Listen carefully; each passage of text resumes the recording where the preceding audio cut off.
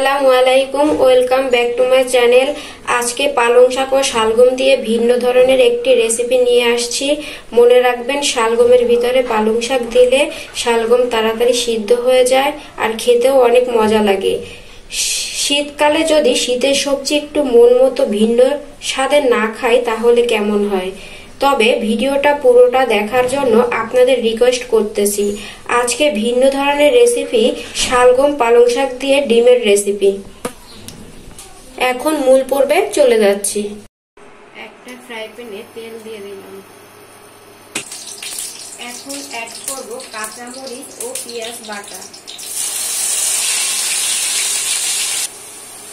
কাঁচামরিচ বেটে দিলে স্বাদটা অনেকটা বেড়ে যায়। আপনারা চাইলে কাঁচামরিচ খালি করেও দিতে পারেন। 1 চা চামচ রসুনের বাটা। এখন মশলাগুলো ভালোভাবে ভেজে নিব যাতে কাঁচা গন্ধ না থাকে। এখন সামান্য পরিমাণে পানি অ্যাড করব যাতে মশলা পুড়ে না যায়। এখন সামান্য পরিমাণে গুঁড়া মরিচ অ্যাড করব যাতে কালারটা দেখতে সুন্দর হয়।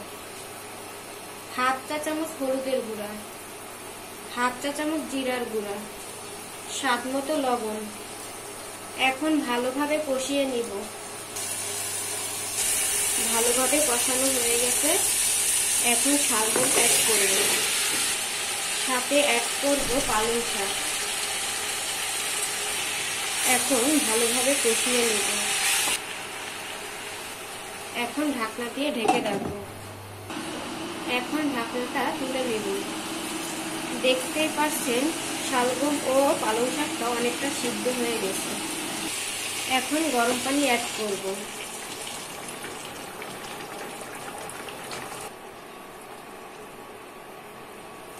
ঝোলের পানি দেওয়া হয়ে গেল। এখন ঢাকনা দিয়ে ঢেকে রাখবো 5 মিনিটের জন্য। 5 মিনিট পর ফিরে আসলাম। এখন ঢাকনাটা তুলে নেব। 1/2 চা চামচ চিনি অ্যাড করব, এতে স্বাদটা অনেক বেড়ে যাবে। এখন অ্যাড করব টমেটো কুচি।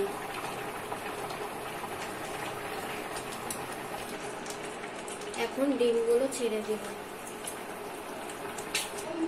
এখানে আমি 5টা ডিম নিয়েছি, আপনারা চাইলে কম বেশি করেও নিতে পারেন।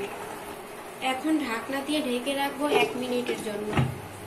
1 মিনিট পর ফিরে আসলাম। এখন ঢাকনাটা তুলে নেব। এখন কিছু পরিমাণ ধনেপাতা অ্যাড করব।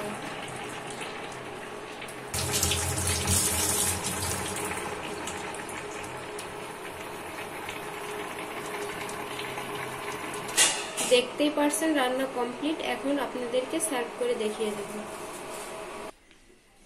রেসিপি দেখে রান্না করলে অবশ্যই পুরো ভিডিওটা ফলো করবেন আর আমাকে কমেন্টের মাধ্যমে জানাবেন কেমন হয়েছে।